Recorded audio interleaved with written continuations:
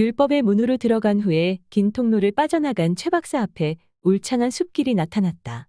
최 박사가 아름다운 경치를 감상하며 터벅터벅 걷고 있을 때 가까운 샛길에서 느닷없이 한 사나이가 튀어나왔다. 헐레벌떡 최 박사에게 달려온 사나이는 다짜고짜 최 박사의 팔을 붙들며 오두방정을 떨었다. 선생님, 큰일 났습니다. 무슨 일인데 그러시오? 선생님, 조금 전에 우리 집 안방에 큰 뱀 2마리가 들어왔습니다. 그 놈들이 방바닥에 다리를 들고 있어서 어머니와 아이들이 밖에서 벌벌 떨고 있습니다. 제발 우리 집에 가셔서 뱀을 좀 쫓아주세요. 사나이의 말도 안 되는 부탁에 최 박사는 어이없는 표정을 지으며 타박을 주었다. 아니, 그깟 뱀 2마리 때문에 뭘 그렇게 벌벌 떨고 그러시오? 아이고, 그깟 뱀 2마리라니요. 선생님, 그런 말씀 마세요. 그 놈들은 뱀이 아니라 괴물입니다. 괴물. 도대체 뱀이 얼마나 큰데 그러시오? 길이가 10m도 더 되는 것 같습니다. 아니, 그게 정말이요? 정말이라니까요. 어지간한 뱀이라면 제가 어떻게 해봤을 겁니다. 최 박사의 뇌리에 불현듯 예전에 본 영화의 한 장면이 떠올랐다. 거대한 뱀이 입을 벌려서 사람을 집어삼키던 모습이었다. 일순간 그의 얼굴 표정이 일그러졌다.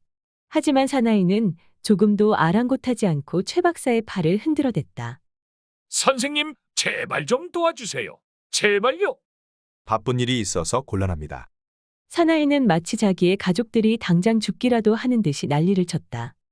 아이고, 아무리 바쁘셔도 사람 목숨이 먼저 아닙니까? 제발 저 좀 살려주십시오. 우리 가족들 좀 살려주십시오.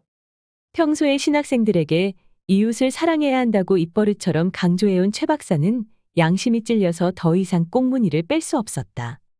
그럼 한번 가보기나 합시다. 선생님, 감사합니다. 정말 감사합니다. 최 박사가 사나이를 따라서 샛길을 조금 올라가자 허름한 집 한 채가 나타났다. 깊은 산 속에 금방 쓰러질 듯한 집 한 채만 덩그러니 서 있는 게 너무나 을씨년스러웠다. 최 박사의 마음속에서 저절로 탄식이 나왔다. 저런 곳에서 사니 뱀이 나올 수밖에 없지. 울타리 밖에서 서성거리던 아이들이 사나이를 보자마자 불이 나게 달려왔다. 아빠, 뱀들이 아직도 방에 있어요. 걱정 말거라. 이분이 쫓아주실 거야. 어서 인사드려야지. 안녕하세요. 안녕하세요. 최 박사는 억지로 고개를 끄덕여서 인사를 받았다. 그 사이에 사나이의 늙은 모친도 달려왔다. 아들의 설명을 들은 모친은 최 박사의 두 손을 잡아서 흔들며 호들갑스럽게 고마움을 표했다. 고맙습니다. 정말 고맙습니다. 사나이는 최 박사를 집으로 안내한 후에 떨리는 손으로 문이 열려있는 안방을 가리켰다. 선생님, 저 방에 뱀이 있습니다.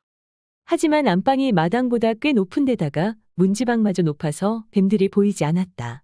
사나이는 더 한층 부들부들 떨며 최 박사의 등을 떠밀었다. 선생님, 제발 뱀을 쫓아주세요. 억지 춘향꼴이 된 최 박사는 일단 뱀을 확인하기 위해 엉거주춤 방 쪽으로 다가갔다. 몇 걸음 다가갔는데도 여전히 뱀이 안 보였다. 몇 발자국 더 다가갔다. 발 뒤꿈치를 쳐들고는 목을 길게 빼서 안쪽을 살폈다. 바로 그때 어마어마하게 큰 뱀이 머리를 불쑥 쳐들며 입을 쩍 벌렸다. 숨이 멎을 정도로 크게 놀란 최 박사는 두 팔을 휘저으며 67걸음이나 뒷걸음질 쳤다. 하지만 뱀은 그대로 방에 버틴 채로 긴 혀를 날름거리며 최 박사를 노려보고 있었다. 최 박사의 마음에 후회의 파도가 밀려왔다. 이거 걸려도 된통 걸렸네. 대체 이를 어쩌면 좋지? 아이고, 괜히 따라와 가지고. 최 박사는 흘깃 그 집 사람들의 눈치를 살폈다. 모두들 오들오들 떨며 애처로운 눈빛으로 최 박사를 바라보고 있었다.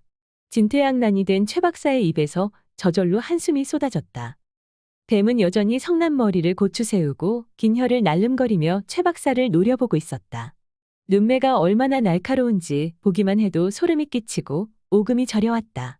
바로 그때 또 다른 뱀의 머리가 문지방 위로 풀쑥 솟았다. 그놈 역시 엄청나게 컸다. 기겁을 한 최 박사는 엉겁결에 울타리 밖으로 몸을 피했다.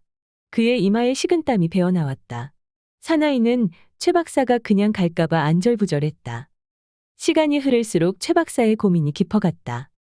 아, 정말 진퇴양난이구나.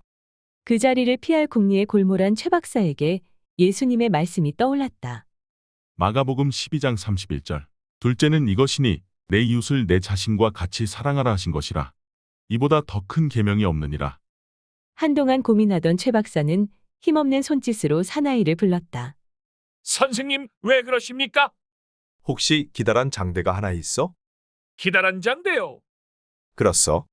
대나무 장대가 하나 있긴 합니다만 그걸 좀 가져다 주시오. 잠깐만 기다리십시오. 잠시 후 뒤뜰로 사라졌던 사나이가 기다란 대나무 장대를 들고 나타났다. 이거면 되겠습니까? 될 것 같소. 장대를 받아든 최 박사는 한 번 크게 심호흡을 했다. 그때까지도 한 마리의 뱀은 여전히 머리를 쳐든 채로 최 박사를 노려보며 혀를 날름거리고 있었다. 장대를 단단히 움켜잡은 최 박사는 뱀을 향하여 천천히 다가가기 시작했다. 드디어 장대에 뱀이 닿을 정도로 접근했다. 일단 멈춰서서 침을 한번 꿀꺽 삼킨 그는 조심스럽게 뱀을 향하여 장대를 뻗었다. 장대를 잡은 그의 손은 물론 다리까지 후들거리고 있었다. 크게 심호흡을 한 최 박사는 장대를 움켜쥔 손에 힘을 잔뜩 주었다. 그리고는 장대 끝으로 뱀의 목을 툭 때렸다. 그 순간 뱀이 번개같이 장대를 물어 제쳤다. 당기는 힘이 엄청났다. 기겁을 한 최 박사는 장대를 내동댕이 치며 급히 뒷걸음질을 쳤다. 바로 그때 뱀이 최 박사에게 쏜살같이 달려들었다. 쩍 벌린 뱀의 입이 순식간에 최 박사의 코앞에 다가왔다. 얼굴이 사색이 된 최 박사는 걸음아 날 살려라 줄걸음을 쳤다. 사람의 걸음이 그렇게 빠를 수 없었다. 사나이의 집에서 멀리 도망친 최 박사가 고개를 절레절레 흔들며 걸어가고 있을 때 어디선가 여자의 흐느끼는 소리가 들려왔다. 깊은 산속에서 들려오는 여자의 흐느낌 소리에 최 박사의 머리털이 쭈뼛해졌다.